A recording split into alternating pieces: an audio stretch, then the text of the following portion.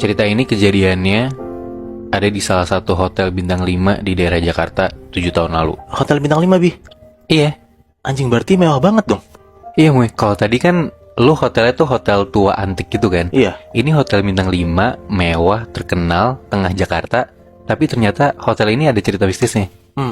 Hotel apa, Bi? Nah, kalau itu gua nggak bisa jawab. Oke. Nah, ceritanya ada seorang operator di hotel itu, namanya Erik. Umurnya ini ya sekitar 30 tahunan lah. Ini gue jelasin dulu ya. Jadi, gue nggak tahu sih semua hotel tuh kayak gini atau enggak. Tapi kalau hotel tempat si Erik kerja itu shiftnya per 12 jam. Oke. Nah, jadi kalau Erik dapat shift malam, dia tuh akan kerja dari jam 7 malam sampai jam 7 pagi.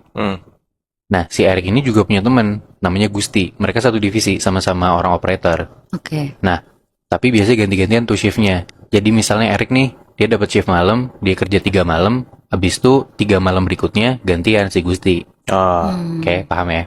Nah, ada satu waktu, mereka tuh dapat satu orang tamu yang nginep di hotel itu untuk 1 bulan. Oke. Dan si orang ini, si bapak ini, dia selalu minta wake up call pagi-pagi. Jadi kalau lu tahu wake up call atau morning call tuh kayak salah satu job desk-nya si Gusti sama Erik buat ngebangunin tamu yang kayak, oh gue mau dibangunin dong tolong jam segini gitu. Nah mereka bangunin tuh lewat telepon Oh, oke. gitu. Itu tugasnya operator. Nah si tamu ini namanya sebut aja Bapak John, Pak John gitu ya, dari kamar 205 gitulah. Oke. Nah dia tuh emang maksudnya nggak otomatis dibangunin jam 6, tapi nanti misalnya malamnya dia minta tolong bangunin saya jam 6 pagi. Nah besoknya dibangunin tuh jam 6 pagi. Ditelepon gitu. Iya. Nah, minggu pertama, minggu kedua, tiap weekday si Pak John ini emang minta dibangunin jam 6 pagi. Hampir tiap malam tuh si Pak John itu minta dibangunin. Sampai akhirnya si bapak ini tuh hafal banget suaranya Gusti sama Erik. Karena emang cuma mereka berdua doang kan yang nelfonin si Pak John ini. Ya. Nah, sampai akhirnya ada di satu hari, tiba-tiba si Gusti ini kecelakaan. Wah. Dia kecelakaan, parah, dirawat. Alhasil, ya Erik harus gantiin Gusti buat shift malam dong. Iya. Setelah hari ketiga Erik kerja, hari keempat dia masuk lagi tuh. Malam keempat dia jaga. Nah, di malam keempat itu karena mungkin udah capek gara-gara ya harusnya kan malam itu dia istirahat. Tapi dia kerja gitu kan. Sekitar jam 3-an pagi, Erik tuh udah mulai ngantuk. Dan sampai sekitar jam 4-an dia udah gak kuat banget, akhirnya dia ketiduran. Padahal malamnya si Pak John ini udah minta wake up call buat jam 6 pagi. Oke. Oke. Erik ketiduran, begitu dia bangun, itu udah jam setengah 7 pagi. Erik panik banget, karena ya dia harus bangunin Pak John kan, wake up call. Udah telat setengah jam tuh. Dia langsung bangun, dia buru-buru pencet nomor telepon. Begitu teleponnya diangkat, Erik bilang ke Pak John, yang intinya kayak, selamat pagi Pak, ini wake up call, mohon maaf kami telat setengah jam, kayak gitu-gitu. Nah dari seberang, Pak John ini jawab, oh iya ini udah bangun kok. Tadi kan jam 6 pagi Gusti udah nelpon. Anjing. Dari dalam hati Erik kaget banget kan. Ah. Tapi dia berusaha kayak tenang gitu kayak, oh iya Pak, oh iya baik Pak, maaf ganggu. Udah tuh langsung telepon ditutup sama si Erik. Nah di situ tuh kayak, iya sama kayak lu berdua, Erik juga bingung banget. Kan gue juga sendirian. Gusti juga kan lagi di rumah sakit, lagi dirawat. Iya. Siapa yang nelpon gitu kan? Nah, gak lama setelah itu, jam 7 tuh gantian shift kan. Datang tuh jam 7 pagi supervisor operator, namanya Mbak Ririn. Nah, Mbak Ririn itu pas nyampe di ruangan operator, tiba-tiba matanya tuh bengep banget kayak abis nangis. Kenapa? Nah, belum sempet Erik nanya kenapa, Mbak Ririn langsung bilang, Rik, Gusti udah gak ada, Gusti meninggal. Ya Erik kaget dong. Hah, kapan? Mbak Ririn bilang tadi malam. Nah, sementara Erik tuh baru dapat kejadian yang aneh banget kan, yang tadi gue bilang. Di situ Erik langsung ngasih tahu tuh ke Mbak Ririn kejadian apa yang baru dialamin tentang Pak John yang dibangunin sama Gusti. Iya. Di situ Mbak Ririn juga ikutan kaget. Tapi karena gak mau masalah ini makin kemana-mana, ya terutama ke Pak Johnnya juga, jangan sampai kedengeran dia gitu kan. Yang Mbak Ririn bilang ke Erik buat, ya udah ini cerita disimpan aja, udah jangan sampai ada yang tahu. Oke. Udah tuh, setelah itu Erik pulang dan karena dia udah kecapean, dia minta istirahat dulu. Akhirnya Erik digantiin sama satu operator lain, namanya Vela. Nah dia gantiin Erik tuh. Iya. Vela ini jaga malam di ruangan operator tuh sendiri. Ya seperti Gusti dan Erik biasanya gitu loh. Sampai di sekitar jam 2-an pagi, Vela tuh sempet pergi ke kamar mandi. Dari dia standby di ruangan operator, dia ke kamar mandi, dia balik lagi, itu tuh kayak nggak nyampe 5 menit gitu loh. Nah cuma, tiba-tiba pas sampai di ruangan operator, Vela tuh lihat di mejanya dia, itu tiba-tiba ada post-it, sticky notes gitu loh. Ya lu tau kan sticky notes kan? Padahal tadinya nggak ada. Nah, Vela ngelihat sticky notes-nya itu ada tulisannya gini, jangan lupa wake up call Pak John, kamar 205 jam 6 pagi. Anjing. Vela tuh nggak tahu itu yang nulis siapa. Tapi ya udahlah karena ya dia juga nggak biasa shift malam, ya udah dia ikutin aja kan. Ya itu tugas gua gitu loh. Tapi dia sendiri kan, Bi? Tapi dia sendiri, Muy. Aneh cuman ya udah kayak ya udah nih ada tugas, gua harus kerjain gitu loh. Iya, Iya, iya. Udah tuh begitu udah jam 6 pagi, Vela nelpon ke Pak John buat wake up call. Telepon nyambung, nada dering agak lama, akhirnya telepon diangkat. Vela bilang, ini wake up call. Tapi dari seberang sana, dari teleponnya Pak John, si Pak John ini malah marah-marah. Karena dia malamnya tuh nggak minta buat dibangunin, kok dibangunin gitu loh.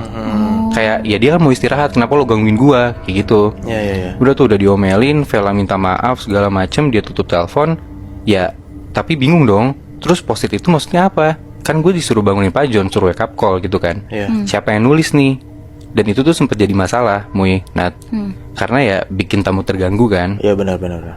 Paginya tuh jam 7, Barin datang si supervisornya. Nah, Vela tuh ngelapor masalah yang barusan kejadian sama dia. Vela bilang kayak, ya dia minta maaf segala macem. Kayak, ya gue kan gak tahu mbak, gue gak tahu kenapa tiba-tiba ada sticky notes padahal gue sendirian. Sampai Vela tuh kayak sumpah demi Tuhan kayak, ya gue gak tahu ini siapa bu, kok jadi kesannya kayak gue salah gitu loh. Nah di situ Mbak Ririn nanya, beneran ada yang nulis sticky notes? Si Vela jawab, iya mbak beneran, sumpah gue gak bohong sama lu. Mbak Ririn cuma diem sebentar, terus bilang, iya Vela, gue percaya sama lo. Karena dalam hati ya Mbak Ririn percaya ini tuh masih ada hubungannya sama yang Erik kemarin. Iya. Nah malam besoknya Erik udah balik lagi nih. Giliran Erik yang shift malam, sendirian lagi. Oke. Dan tiba-tiba di jam 2 pagi itu Erik nerima telepon masuk, telepon ke operator. Iya. Telepon diangkat sama Erik, tapi nggak ada suara apa-apa. Oh mungkin orang salah gitu kan. Iya. Telepon ditutup, nggak lama dari situ bunyi lagi tuh telepon. Diangkat lagi, tetap nggak ada suara apa-apa. Dia tutup tuh teleponnya lagi. Itu udah mulai kesel tuh si Erik, kayak ini kayak orang iseng nih gitu kan. Nah nggak lama setelah itu, buat yang ketiga kalinya telepon bunyi lagi. Diangkat sama Erik. Kali ini ada suara. Dan dari seberang situ, di telepon itu tuh kedengaran suara kayak gini. Jangan lupa wake up call Pak John, kamar 205 jam 6 pagi. Dan lu tahu, Muy, Nat, itu suara Gusti. Anjing. Erik tahu banget itu suara Gusti. Wah, di situ Erik merinding seadanya. Dia langsung keluar ruangan operator, dia mau ke basement. Dia mau ke base camp pos satpam. Yang pertama kali muncul di pikiran Erik itu cuma nyamperin Pak Nasir, satpam yang bisa dibilang cukup agamis lah dan ngerti tentang hal-hal mistis kayak gini. Erik masuk lift, dia pencet ke basement, sendirian tuh. Gak lama udah sampai ke basement, liftnya ting bunyi gitu kan. Tapi posisinya pintu tuh belum kebuka. Tiba-tiba Erik ngerasa ada yang nepok pundaknya Erik. Wah, di situ Erik merinding. Refleks dia ngelihat dari pintu lift yang belum kebuka itu. Kayak kebayang gak sih lu, Moinat, kalau misalnya pintu lift itu lu kayak bisa lihat refleksi diri lu sendiri tapi agak buram. Iya. Jadi bukan yang kaca bening gitu. Nah di situ Erik ngelihat di belakang dia tuh kayak ada orang pakai seragam yang sama kayak dia, tapi mukanya nggak kelihatan jelas. Dan tiba-tiba Erik dengar persis di samping kupingnya dia, si sosok ini ngomong, jangan takut Rick, kan kita teman. Bangsat. Itu pas banget setelah Erik denger itu, pintu lift kebuka, nggak pakai pikir panjang, Erik langsung lari, dia keluar lift, dia lari ke pos satpam, dan begitu sampai, Erik tuh langsung ceritain dia tuh kenapa lari-lari gitu kan. Erik tuh entah kenapa kayak ngerasa dia tuh digangguin sama arwahnya Gusti. Dia ngomong gitu ke Pak Nasir ini. Karena kayak ya suara di telepon dan suara yang ada di lift itu tuh entah kenapa Erik tuh ngerasa itu tuh Gusti gitu loh. Akhirnya setelah dengar cerita itu, si Pak Nasir coba buat sholat di ruang operator. Dia coba komunikasi ke arwahnya si Gusti ini, minta buat ya tolong jangan diganggu tempat kerjanya dan sekalian nemenin Erik di ruangan operator itu sepanjang shift malamnya selesai. Nah besokannya itu pas banget hari terakhir Pak John nginep di hotel itu. Pak John dari kamar 205 ini mau check out. Dan dia nyamperin lah ke front desk. Dia bilang dia mau ngasih hadiah ke Gusti sama Erik. Karena ya si Gusti dan Erik ini udah baik lah, bantuin dia buat wake up call hampir tiap hari, bikin dia nggak telat buat urusan kerjanya gitu kan. Dia mau ngasih hadiah buat terima kasih. Iya. Nah di situ di pagi itu yang lagi jaga tuh Mbak Ririn, si supervisornya. Ya. Oke. Mbak Ririn sempat diem sebentar, tapi akhirnya bilang kalau Gusti tuh udah meninggal 2 hari yang lalu. Pak John kaget tuh di situ. Tapi bukan kaget cuman karena Gusti meninggal. Tapi Pak John bilang kalau tadi malam pintu kamar dia tuh diketok, dan pas dia buka ternyata itu Gusti. Anjir. Dan Gusti ngomong ke Pak John yang intinya kayak semoga Bapak seneng yang nginep di sini. Wah. Anjing berarti arwahnya dia tuh masih nempel di hotel itu, Bi. Iya mau jadi kayak kalau yang gue tangkap ya kesannya kayak Gusti ini masih semangat buat kerja, kayak masih mau kerja di sana gitu loh, walaupun dia mungkin nggak sadar dia udah meninggal. Nggak bisa lepas gitu ya? Iya. Anjir. Padahal kalau dipikir-pikir itu hotel mewah ya, Bi. Iya.